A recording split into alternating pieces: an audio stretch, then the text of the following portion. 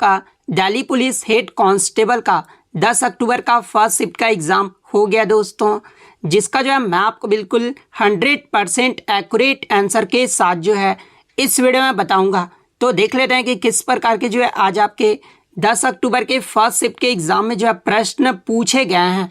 उससे पहले एक बात और दोस्तों कि जिन्होंने भी अगर चैनल को सब्सक्राइब नहीं किया है तो दिल्ली पुलिस हेड कांस्टेबल से रिलेटेड पल पल की अपडेट के लिए जो है चैनल को सब्सक्राइब ज़रूर कर दीजिएगा और बगल में ही आपको एक बेल आइकन यानी घंटे का निशान भी दिख रहा होगा, तो आप उसे भी जो है ज़रूर प्रेस कर दीजिएगा। तो चलिए वीडियो को स्टार्ट करते हैं।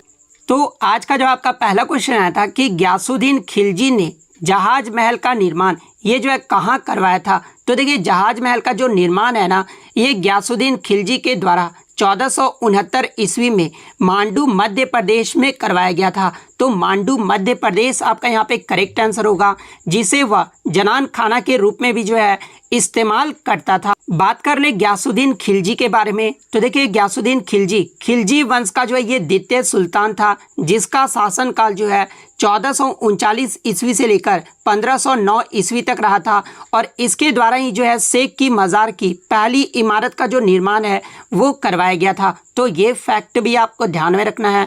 नेक्स्ट क्वेश्चन आपका यहाँ पर आया था कि मार्च 2022 में अहमदाबाद के सरदार पटेल स्टेडियम में 11वें खेल महाकुंभ का जो उद्घाटन है ना, ये किसने किया था। तो देखिए मार्च 2022 में गुजरात के सरदार पटेल स्टेडियम में 11वें खेल महाकुंभ का जो उद्घाटन है ना, ये प्रधानमंत्री नरेंद्र मोदी के द्वारा करवाया गया था। तो नरेंद्र मोदी आपका करेक्ट आंसर होगा। बात कर ले खेल महाकुंभ के बारे में, तो देखिए खेल महाकुंभ जो आपका 2010 में गुजरात में 16 खेलों और 13 लाख प्रतिभागियों के साथ जो है ये आपका शुरू हुआ था। अगर एग्जाम में पूछा जाए कि खेल महाकुंभ की शुरुआत कब हुई थी, तो ये आपका 2010 में हुआ था। और अब जो है खेल महाकुंभ में 36 जो है वो सामान्य खेल है और 26 जो है वो आपके पैरा स्पोर्ट्स जो है वो शामिल है। तो ये फैक्ट भी आपको ध्यान में रखना है। नेक्स्ट क्वेश्चन आपका यहाँ पर आया था कि तुजुके बाबरी ये जो है किस भाषा में लिखी गई है। तो देखिए ये जो आपका तुजुके बाबरी है ना, ये भारत के मुगल साम्राज्य के संस्थापक बाबर की आत्मकथा है और बाबर ने इसे जो है तुर्की भाषा में लिखा था। तो तुर्की आपका यहाँ पे करेक्ट आंसर होगा। बात कर ले तुजुके बाबरी का फारसी भाषा में अनुवाद ये जो है किसने किया था, क्योंकि यहाँ से भी एग्जाम में प्रश्न पूछे जाते हैं। तो देखिए तुजुके बाबरी को फारसी भाषा में जो अनुवाद है ना, ये अब्दुल रहीम खान खाना ने जो है बाबरनामा नाम से किया था। तो ये नाम भी आपको ध्यान में रखना है।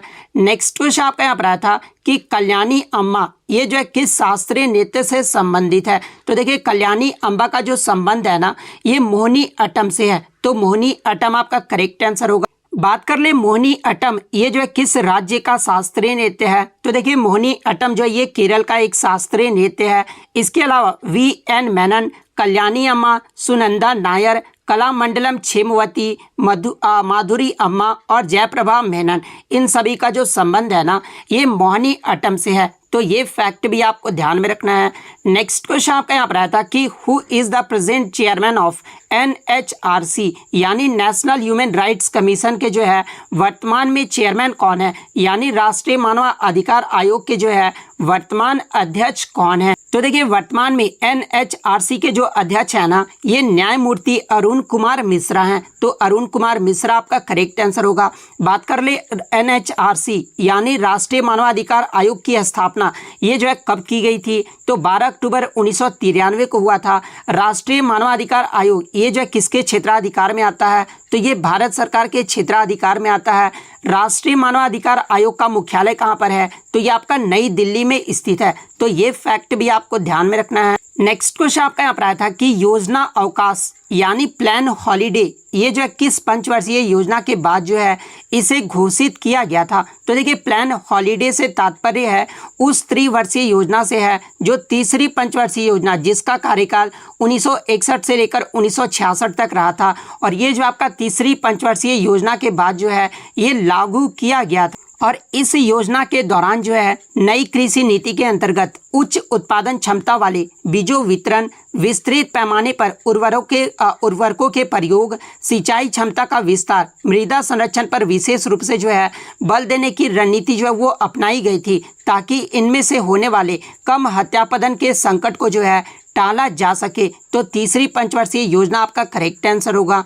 नेक्स्ट क्वेश्चन आपका यहाँ पर आता है कि भारतीय संविधान के बारे में इनमें से कौन सा कथन जो है वो गलत है। आपके 4 स्टेटमेंट दिए गए थे जिसमें आपको बताना था कि इनमें से कौन सा कथन जो है संविधान के बारे में गलत दिया हुआ है। तो एक स्टेटमेंट आपका दिया हुआ था कि मूल संविधान में आपके जो भाग थे ना वो आपके 25 भागों में विभाजित थे। तो ये कथन जो आपका गलत दिया हुआ था, क्योंकि मूल संविधान में जो आपके 395 अनुच्छेद थे और 22 भागों में जो आपका विभाजित था। तो ये स्टेटमेंट आपका सही होगा। और इसमें जो आपके केवल 8 अनुसूचियां थी, तो ये भी आपको ध्यान में रखना है। वर्तमान समय में अगर बात कर ले तो वर्तमान समय में 12 अनुसूचियां और 25 भागों में विभाजित है। तो ये फैक्ट भी आपको ध्यान में रखना है। नेक्स्ट क्वेश्चन आपका यहाँ पर आया था कि 2011 की जनगणना के अनुसार निम्नलिखित में से किस राज्य में साक्षरता दर जो है वो सबसे कम थी। तो देखिए 2011 की जनगणना से जो है आज आपके 3 प्रश्न पूछे गए हैं, जो कि अभी तक मुझे एक ही प्रश्न मिले हैं। 2 प्रश्न किसी भी बच्चे को याद है तो कमेंट करके ज़रूर बता दीजिएगा। तो देखिए 2011 की जनगणना के अनुसार बिहार में जो साक्षरता दर था ना वो सबसे कम था। और कितने परसेंट था बिहार का साक्षरता दर, तो ये 63.8% था। उसके बाद सेकंड अगर बात कर ले, सेकंड सबसे कम साक्षरता दर वाला राज्य कौन था, तो ये आपका अरुणाचल प्रदेश था। अरुणाचल प्रदेश में टोटल 67% जो है वो साक्षरता दर रहा था। वहीं अगर बात कर ले 2011 में भारत की साक्षरता दर क्या रही थी, अगर भारत का पूछा जाए तो भारत का जो साक्षरता दर रहा था वो 74.04% रहा था। वहीं अगर पुरुषों की साक्षरता दर की बात कर ले तो 82.14% रहा था और महिलाओं की जो साक्षरता दर है वो 65.46% रहा था। और सबसे ज़्यादा साक्षरता दर वाला राज्य की बात कर ले तो ये आपका केरल राज्य का रहा था, जो कि 94% रहा था। सेकंड पे आपका जो है लक्षद्वीप का रहा था और थर्ड पे जो आपका मिजोरम राज्य का रहा था। तो ये फैक्ट भी आपको ध्यान में रखना है।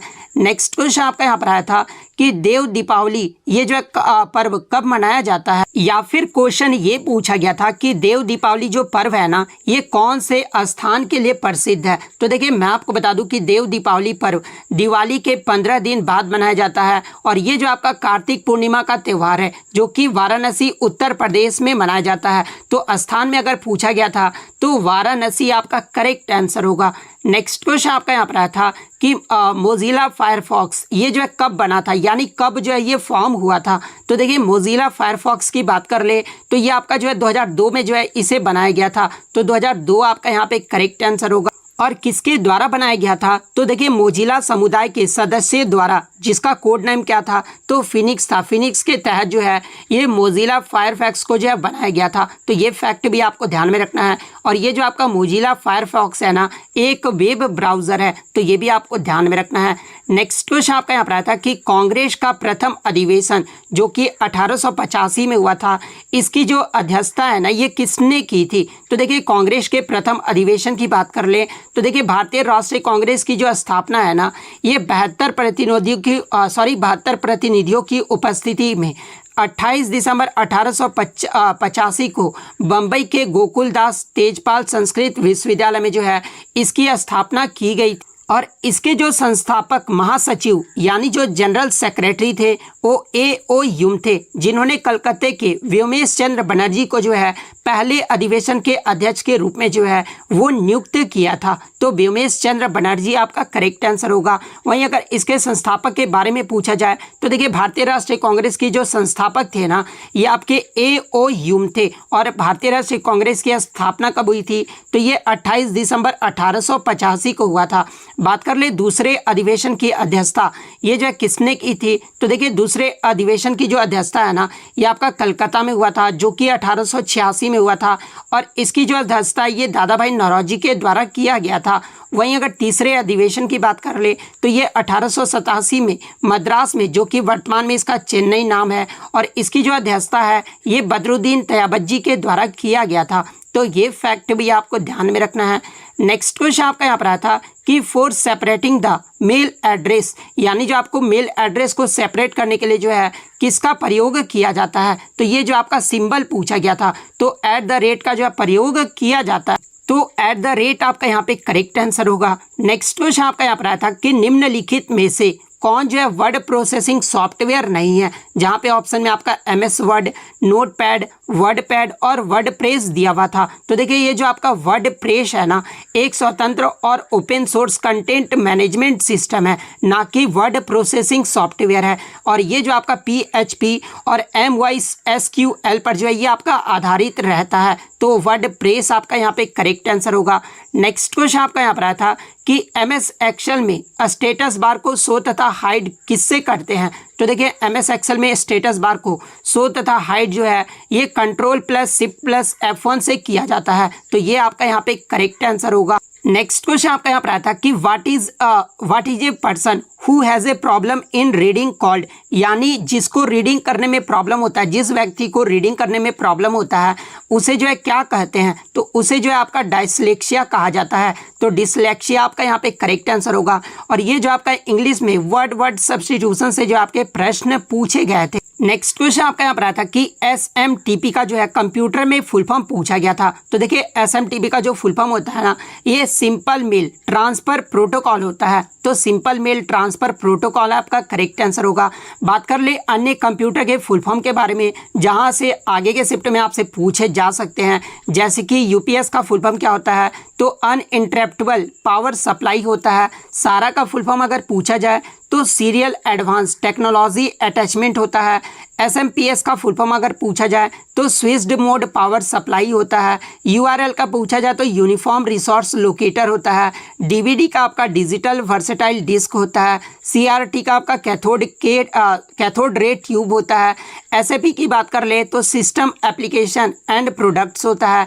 PNG का पोर्टेबल नेटवर्क ग्राफिक्स होता है। USB का आपका यूनिवर्सल सीरियल बस होता है। GPU का आपका ग्राफिक्स प्रोसेसिंग यूनिट होता है।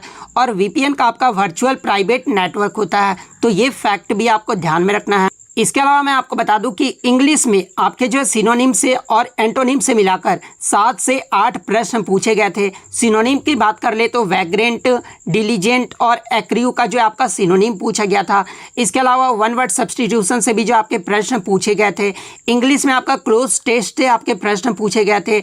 और एक जो आपका इंग्लिश में PQRS वाले क्वेश्चन से भी जो है प्रश्न पूछे गए, यानी एरर वाले से जो आपके प्रश्न जो है वो पूछे गए थे। इसके अलावा मैथ की बात कर ले तो मैथ में जो आपके 2.31 बार का जो है वैल्यू पूछा गया था। बार से जो आपके 2 प्रश्न पूछे गए थे।